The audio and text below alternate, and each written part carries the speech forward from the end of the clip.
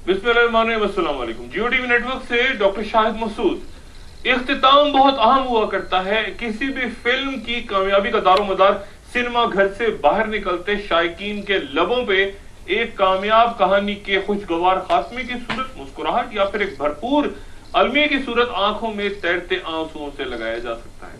कौन सा कामयाब रहनुमा, मुफक्किर, अदीब, मौसीकार, सियासतदान कहां कब पैदा हुआ, तारीख महज एक तायराना नजर डालती उसकी जिंदगी के आखिरी अय्याम उसकी कामयाबियों या नाकामियों के साथ उसके अंजाम को अपने सफात में महफूज करती, उसके मकाम का तयन करती है। अपनी लातादाद फतुहात के झंडे गाड़ता बेहतरीन जंगजू, निडर, सपा सालार, मार्को पे मार के सर करता जब अपनी आखिरी जंग हारता है तो मुस्तकबिल में सिर्फ उसकी शिकस्त की वजूहात ज़ेरे बहस आती हैं। हमारी शाम हमारे दिन के अच्छे बुरे गुजरने और जिंदगी के आखिरी दिन फैसले, कामयाबियां, नाकामियां ही उसके बामकसद या फजूल बीत जाने का फैसला करती हैं कि इख्तिताम ही अहम और सब कुछ हुआ करता है। और ये भी एक अलमिया है कि इख्तिदार तक पहुंचने, तख्त पे फाइज होने, महलात और ईवानों पे काबिज होने के तो लातादाद मंसूबे तख्लीक दिए जा सकते हैं, लेकिन वहां से बाहर निकलने का रास्ता, इख्तिदार का खात्मा किस तरह होगा, ये कभी केले में मौजूद हुक्मरां तय नहीं कर सकते, क्योंकि इख्तिताम जो अहम तरीन हुआ करता है उसका इख्तियार शायद सिर्फ वक्त और कुदरत अपने हाथ में रखते हैं।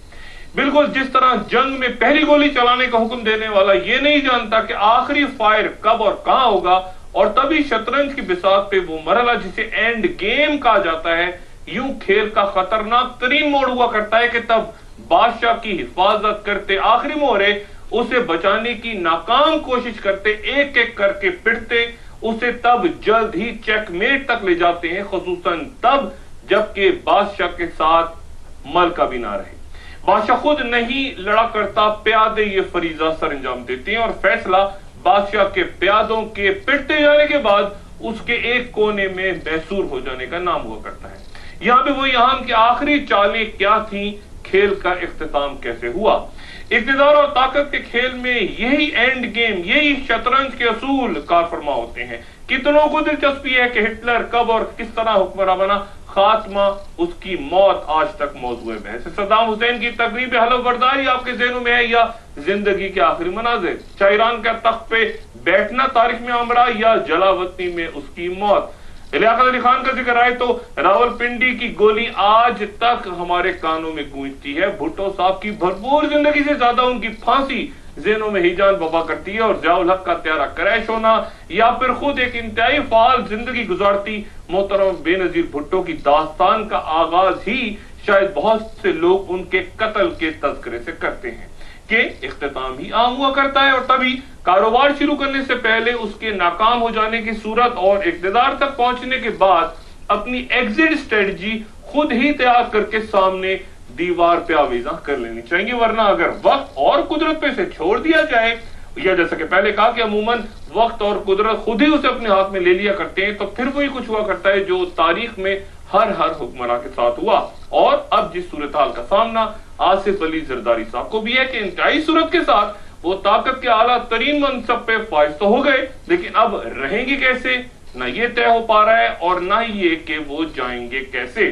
इसका फैसला कोई कर पा रहा है। प्यादे रफ्ता रफ्ता पिट रहे हैं, बादशाह तना हो रहा है, लेकिन खेल का जारी रहना भी जरूरी है कि बिसात उल्टी भी नहीं जा सकती। और तभी शतरंज के खेल में एक इस्तिलाह स्टेलमेट की भी इस्तेमाल होती है, जहां शिकस्त यानी चेकमेट का वाज़ेह तौर पे सामने ना आना, बाजी चलते खिलाड़ी के पास चूंकि खेलने को अगली चाल ही नहीं रहती और हार जीत का फैसला ही दुश्वार हो जाता है, और इसीलिए मद्दे मुकाबिल शातिर एक कमजोर फरीक को स्टेलमेट तक बाजी को ले जाकर अपनी इज्जत बचाने के बजाय उसे चेकमेट तक धकेलना अपने जहन में रखते हैं, ताकि शतरंज में ड्रॉ ना हो सके, स्टेलमेट ना हो सके। बल्कि शतरंज के कई माहिरीन तो स्टेलमेट को ड्रॉ ही नहीं मानते, क्योंकि चालों का खत्म हो जाना और इजहार बेबसी ही उनकी नजर में अंदाजे शिकस्त हुआ करता है, और बेरहम तारीख की तरह वो भी एक बेनतीजा ड्रॉ पे नहीं बल्कि हार और जीत पे यकीन रखते हैं, क्योंकि फिर वही बात कि इख्तिताम ही आम हुआ करता है, जिंदगी का हो, किरदार का, कहानी का, खेल का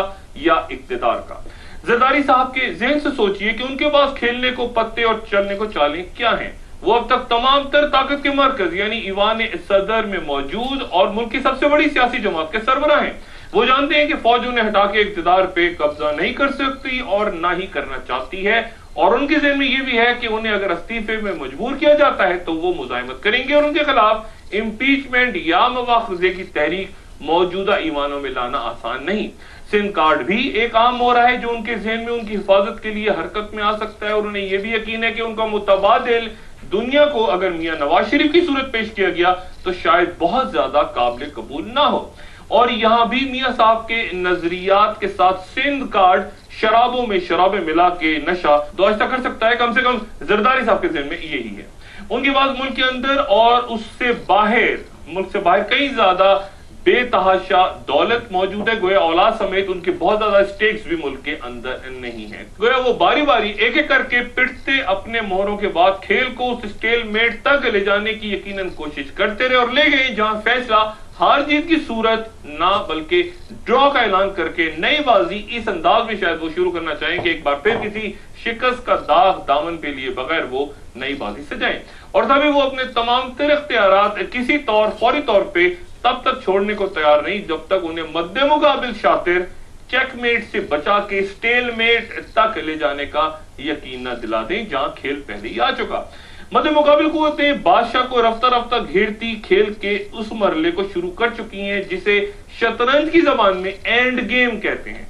एनआरओ के दफन हो जाने की सूरत अब जरदारी साहब के अहम तरीन रुफका यानी उनकी हिफाजत करते मोहरों पे संगीन बंद मुकदमा दोबारा खुल चुके, और अब किसी भी लम्हे हुकूमत और अदलिया के सामने ये सवाल उठा चाहता है कि अगर मुकदमा बहाल हैं और जमानतें भी नहीं तो फिर इन शख्सियात को अब तक गिरफ्तार क्यों नहीं किया गया। आम तरीन शख्सियात को इन मुकदमात में मतलूब कई शख्सियात के नाकाबिल जमानत वारंट गिरफ्तारी भी जारी हो चुके थे, जो जाहिर है अब फिर बहाल होने का तनाज़ा भी उठने को है, और कई आम तरीन शख्सियात का नाम एग्जिट कंट्रोल लिस्ट पे था जो एनआरओ के तहत मुकदमात खत्म होने पर वहां से निकला। अगर मुकदमात बहाल तो क्या हुकूमत दोबारा वही इकदाम उठा के आइन और कानून की हुक्मरानी का ऐलान करने का हौसला रखती है, या ये फरीजा भी अदलिया और ज़राए अबलाग पे छोड़ दिया जाएगा। और यहाँ अब इंतहाई मोहतरम यूसुफ रजा गिलानी साहब दबाव में आते हैं कि बतौर वजीर आजम वो अब क्या इकदाम उठाते हैं। गिलानी साहब का ये ऐलान कि एनआरओ दफन हो चुका, ये भी मजीद तशरीह का तालिब है कि एनआरओ अपनी 4 माह की मुद्दत पूरी करके फरवरी 2008 में दफन हुआ,